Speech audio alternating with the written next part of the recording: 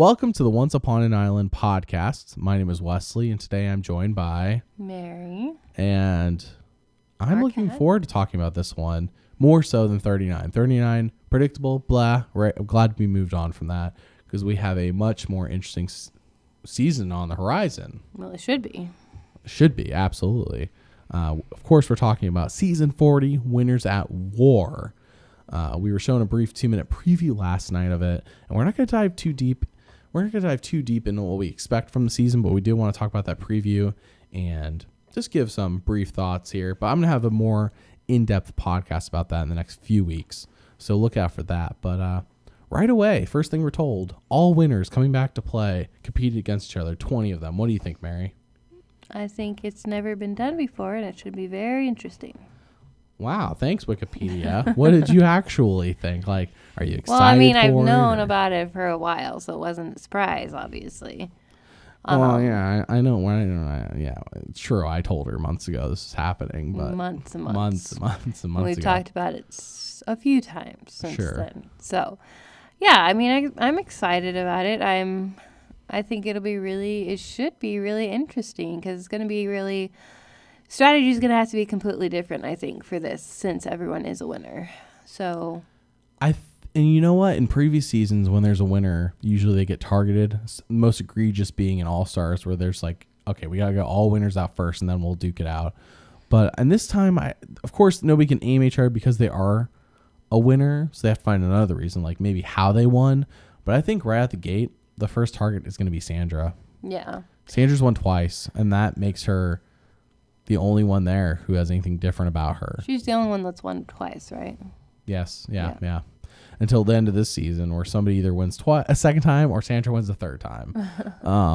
If Sandra wins the third time, I mean, No, legitimately, I'm pretty Undisputed. sure Sandra will probably be the first one out. Like, everyone knows that she's won twice. I don't know how it would be a question. I don't know if but she's the first one out, but she's definitely, I think, high on the target list. her, Rob, I mean, they're all winners, but there's some that are just like more of a celebrity winner, if that And I makes kind of sense. wonder if these winners know that Rob and Sandra were just on season 39 as mentors. Like, if I were them, I wouldn't tell anybody I was a mentor on the season, because these winners will, I mean, if they and they may already know, but like, that's gonna make them target, like, oh, you two are so special, you got to be on your own season. Yeah. Yep, and be mentors, and we didn't, you know. More, I know it sounds jealous, but it's like, in a way, it's like, oh, you know, you're the best of the winners. Well, we'll show them. But there was some funny clips in that. There was like, Rob's like, it'd be sad if I have to show my daughters have to see me voting out their mom. Yeah, that was pretty interesting. Pretty funny. That could be funny. Yeah, we'll see if that actually ends up happening. I don't see Rob voting out their mother. I mean, it would really have to be so he can win the game, because what she makes and what he makes both go to the same bank account. So You assume. You have no idea, actually. Are you implying there's some sort of marital issues? No. Ask But Rob and it's Sandra to come on the podcast. 2020. It will be 2020. And Yeah. I don't know if you know this, but in many marriages, they have separate bank accounts still. Welcome to the Once Upon an Island Marriage Podcast. I'm your host. I'm your host. No, you're my host. Oh man, I didn't know I was the guest. You're the guest in Oh, that scenario. Brother. Yeah. So they're bringing back Edge of Extinction, which I think first instinct is like, why? But then I think about it, and I'm like, Edge of Extinction wasn't that great last time. 2 reasons. Number one is I think it took screen time away from the people playing the game, but also the possibility somebody came back at Final 6. But I really feel like here it actually will work. Kind of like how Redemption Island actually worked with Blood versus Water, where it didn't work in the other 2 seasons, because most of us know all these winners, or at least we know a good chunk of these players already. Like, right out the gate, we don't have to be introduced to them. We know who they are. So whoever gets voted out first, we're already gonna know who that is. And it's not gonna be like Reem, where it takes like a few episodes where like, Reem's hilarious. It's gonna be like, oh, Sandra got voted out? Well, we'll still get to see her make snarky remarks on Edge of Extinction, and we know who Sandra is. So in a way, it's like cool. Like, we will still get to see all the winners all season. Maybe someone drops out, but I don't see that. I don't think anyone here is a Wendy or a Keith. I think everyone's gonna stay the whole season. But what do you think about that? I mean, it's always possible. I haven't seen all these people play, so I can't say right off the top of my head. The ones I have seen play, I wouldn't see them ever dropping out. No. And to be a winner, I mean, honestly, unless you're Malcolm, you're gonna stick it out and work hard. So yeah, I don't think anyone will drop out. You said unless you're Malcolm. Malcolm? What are you talking about? Okay, Fabio, whatever. Fabio. My Sorry, gosh. not They're Malcolm, not the same Fabio. person. Malcolm is very smart and Please forgive me. I am so sorry. I don't know why I thought Malcolm. To be fair, all of these winners playing on the season have already played a game where they've gone 39 days. So it's not like, 39 days. I can't make it that long. Like everyone here has already made it 39 days at least one time. A lot of these people have played at least 2 seasons, not just one. So I mean, let me count real quick. We have one. Maybe 50-50. I'm counting right now. 2, 3, 4, 5, 6, 7. This is great for the podcast. 8. No, actually, only 8 of these people, top of my head, have only played multiple seasons. Everyone else has only played one. 8 out of 20 have played multiple seasons. Okay, but so still, a majority of them are Sure. very. Not a majority. Sorry, many of them are veteran survivors. You know. Yeah, and some of them haven't played in forever. Like Ethan Zahn has not played since season 8. Amber has not played since season 8. I think that's the furthest back anyone goes here that hasn't, like last time anybody's played, I think the first back is season 8, which is 2004. And that's just, it's been 15 years, you know? Yeah. You're not as young as you once were, but no, I can't see anyone dropping.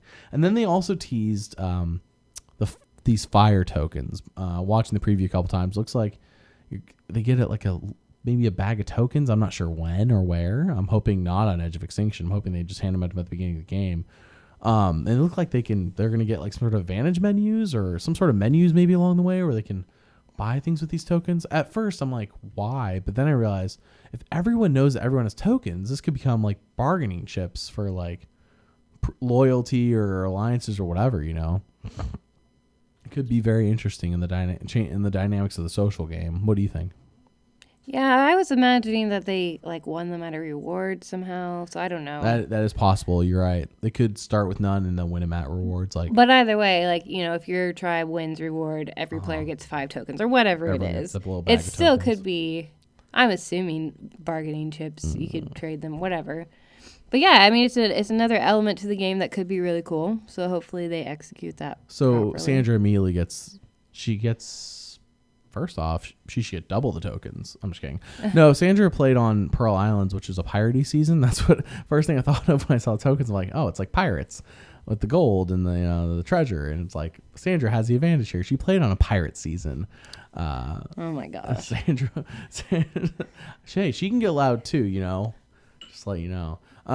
No, I think it's I'm not. So this is one of those things where I'm just like not sure how it's gonna go. Hopefully it's executed well. But I think if it's kind of like, here are these tokens, occasionally you're gonna have options to spend them. I think if the survivor tries to stay as hands off as possible with these tokens, like they're like just let them spend them whenever they want or whatever. I don't know. I think the more hands off they are, the better it could be for. Like, don't restrict trading or whatever. Yeah, exactly. Just let them do whatever they like, as long as they can't steal them from each other. Sure. I think it's the only rule. It'll have an interesting dynamic. I know whenever they do these seasons where it's returnees, especially all returnees, they want to throw twists. Like when they did All Stars, it was the first time they did 3 tribes. Game Changers, you know, they did that. The tribal with 2 tribes in it. I'm sorry, both tribes there voting at the same time. They just like throw interesting twists into when there's all returnees. They don't want them to just play the same old, regular season. So. Should be fun. Should be very fun to see how this turns out. So who I would say, all right, so out of all the female winners, who is the winner you're most looking forward to seeing play again?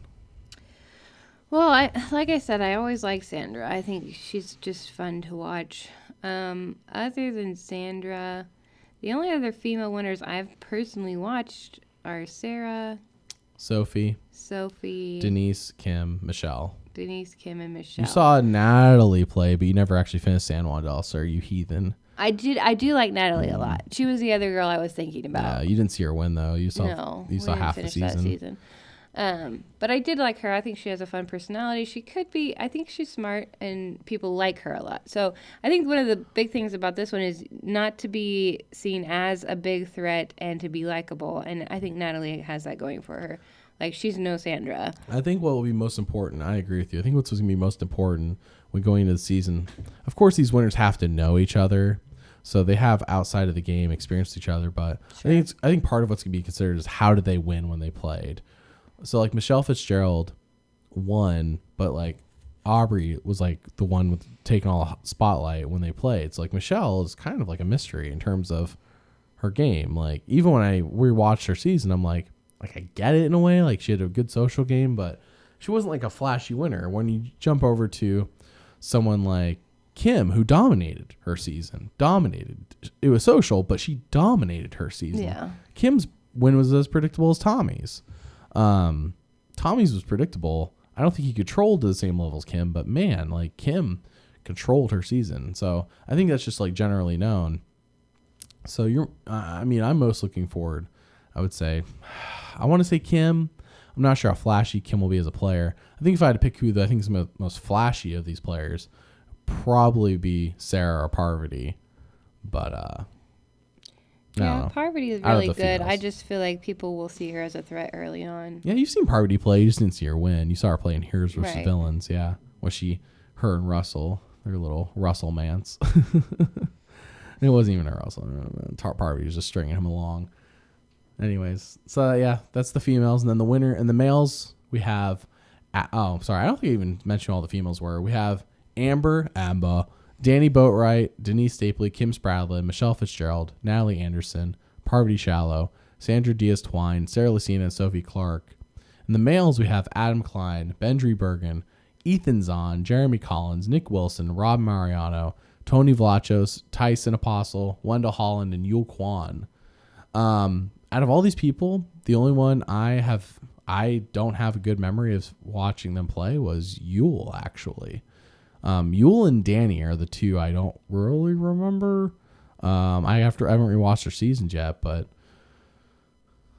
out of the males, who's the one you're most looking forward to? So there's a lot of characters on here that I loved Ben. I was so glad that he won his season, and I just liked him a lot. I Great, think you he's just really angered everybody. what. You just angered everybody. I'm General sure. consensus is that I know people don't like the Ben People one. don't like Ben, but I just loved his like tenacity and his get up and go and his look for idols. I don't think he would make it too far because everyone knows that he is an idol hunter and that he's really good at challenges. I just like him as a person. I do think Ben's one of those people I'm referring to when I say it's how you won. I think Ben's gonna be one of those people where everyone's gonna be like, okay, well, Ben won by being flashy. Now either the winners are not gonna care about that and they're like, well, it's not even about that, or they'll be like, well, we need to get rid of him because he's gonna be, we're not gonna be able to get him out. Pre-merge, they'll get rid of him, but not right away. Well, yeah. I think he's gonna have a big target on his back. Kind of like Tony Vlachos gonna have a big target on his back because he just plays like a madman, which is hilarious to watch. But I don't know how it's gonna be this season. It's a good thing he got out second in Game Changers because maybe it'll lessen his target. But I don't know. The one I'm actually looking forward to the most seeing again for me is Ethan because I just rewatched Africa. And I know it's kind of plugging it, but Ethan has a very in-depth video for me coming out here in just a couple of weeks. So, I mean, probably because I just watched him most. He's the oldest winner here, but he's also the one I watched the most recently. I'm a bit disappointed there's no Richard Hatch, though after the whole Dan thing, I kind of understand it because in All-Stars, Richard Hatch did the thing with the no pants, the challenge. Anyways, so we don't really get into that, but I kind of understand it. Tina's played a couple of times. And I feel like they had a bunch of females that haven't played again. So I kind of get why they didn't do the first two winners. But Ethan's our season 3 winner, the oldest winner here. And he's the one I'm most interested in seeing play. He's such a nice guy. And he's the only person I can remember who went on Survivor was like, wow, my life has changed by this. I'm literally going to do things different when I get back. And he actually did. He actually did what he said he was going to do. And he started this whole organization called Grassroots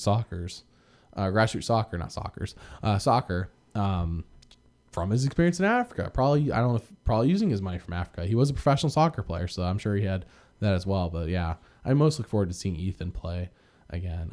And you're looking forward to Ben. I don't think I'm also looking, like, as much as I don't really approve of Tyson and his play, he's always very interesting. So I will say I'm looking forward to see Tyson. You know what? Again. Tyson and Sandra on Edge of Extinction, like without the pressures of playing the game, or that could be really that funny. could be really funny if like Tyson and Sandra on Edge of Extinction. I'm not saying I don't want either of them to win. Like there's really nobody here where I'm like, if they win, I'm like, oh great.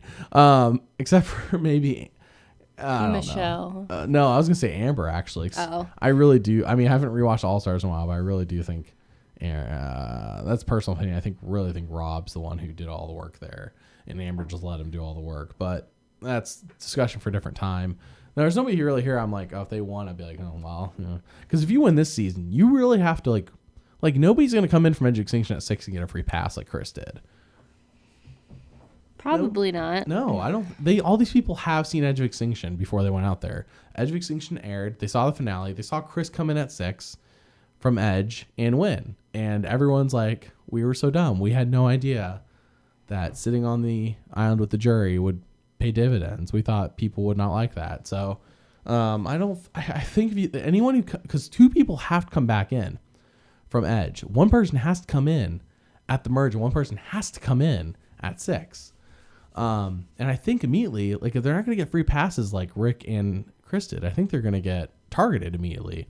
Yeah. So you're going to have to come back in from Edge and fight for your life immediately. Like you have to like win that first immunity, because if they do the same thing as last time where you get like half immunity idol and you can only get it, like one of these winners could be like, yeah, give me half of it. And then they don't give it to them, It's very possible. So we could see I want to see cutthroat gameplay, but I do want to see people like Tyson like making snide remarks and Sandra going, I can get loud too. Anyway, so those are things I do want to see. But I think there are some people here who could be completely under the radar. I think people like Adam and Nick are going to get looked over. Michelle, Danny. I think they're just going to Denise. I think they can these are the people I actually expect to make it far because they didn't win in a flashy way. Yeah. And they're just not big. They're just not big personalities. So they're not going to dominate. But at the same time, the jury is made up of all winners also. So no goat will win. Who here is a goat? They've all won. I know, but have they I don't know. I'm just saying. In this season, I guess you still can be a goat, but I'm saying nobody here is a goat in the sense that somebody has to be. Somebody's No. gonna think, you know what, everyone's a winner. I'm just going to not do anything. I'm going to sit here and shut up, be quiet, which is not a bad strategy because you want to keep a really low profile. That's the Dean strategy. Exactly. That's what I'm saying. Somebody's going to do that and is going to get carried to the end and won't win because they haven't done anything. I mean, maybe Amber again. I don't know. I'm really poo-pooing on Amber's game, but I don't know. I mean, I really think this could be a strong final 3. No matter who's in the final 3, you have 3 winners in the final 3, and all of them have won. They've all convinced the jury that they're gonna win. It's just gonna be. I expect a strong, that Dean Tommy tribal was strong in terms of even though Tommy won 8-2, Dean put up a fight, and I expect in the final 3 there's gonna be 3 winners there putting up a fight. And it's not gonna be one dude just dominated. I don't care if it's Rob, Tony and Parvati, I don't care who it is. No matter who's there, I feel like it's gonna be a strong final 3. And I don't know. I can't see any. I say this now, but I can't see a goat. I think everybody's gonna be fighting tooth and nail the whole time. And there might be a couple people who are I'll stay under the radar, but if they play a good social game, stay under the radar. That's how some of these people have won. So that's what I'm saying. It's not a goat. If Tommy was here and was at the end next to... If Tommy was here, I think everyone here would probably target him first because they had never seen him play before. It's probably good Tommy's not here. Well, that style of playing where all you have to say at the end is, I had a really good social game. It's not isn't going to fly. Everyone's going to know whether you had a good social game or not. You don't have to get to the end and say, I had a good social game. And everyone's like, oh, you did? No, everyone knows. Everyone knows you have a good social game if you have a good social game.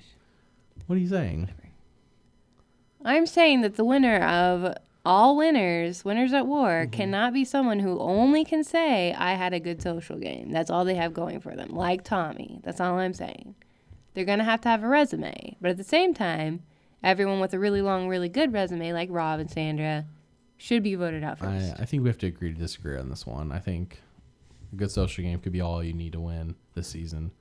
I think, I don't know. I mean, flashy moves are great, but I really think it's all it can be. It's gonna be a social game, but we'll see, because it's true. All these winners probably know each other, so it's not like how much did you get to know me on the island? Because to an extent, they all know each other. Yeah. We'll see. You could be right. In a normal season, it's all about the social game. It is about finding idols, but at the end, when you're standing in front of the jury, you know, you can have all the flashy moves in the world, as Russell showed us, but you're not going to win if you don't have a good social game. Oh, of course. They have to have their social game plus something. I know. That's all I'm saying. Yeah. Social game's going to win you the game, but you're right. To get to Final 3, you're going to have to do stuff. I mean, I don't know. To win. So anyways, we're really getting in the weeds here. This is something I will get into on the next podcast, but yeah, I'm really looking forward to it, and I just hope this Edge of Extinction. I was kind of hoping Chris Underwood would come back from Edge of Extinction season, but why? No one likes him apparently. Well, no one likes Ben apparently, but yeah, he's still here. No, I think Ben was like a 50-50. You either loved him or hated him. Of course, I'm not as involved with news like Reddit. With Chris, I think I'm just more curious as to how he would play again, because we saw so little of him. I'm just like, he's just like a fascinating enigma. Yeah, enigma basically, because I barely saw him play. I feel like, whereas everyone else here I've seen play for 39 days. Whether I remember the game or not, or I know they play for 39 days and I can watch it, but it's like when you're playing you're a football team and you're gonna play a team next week, but they have a brand new quarterback, and you're like, well, I don't know how their offense is gonna run. They have a brand new quarterback. It's kind of like that with Chris. Almost like I have such a little game tape on Chris. I don't know how he's gonna play if he was to play again. He can't do what he did in Edge of Extinction for 3 days over 39 days. So, anyways, that's our Winners at War preview. Well, brief preview. Anything else you want to add before we leave? No, I think it'll be interesting. I'm looking forward to it.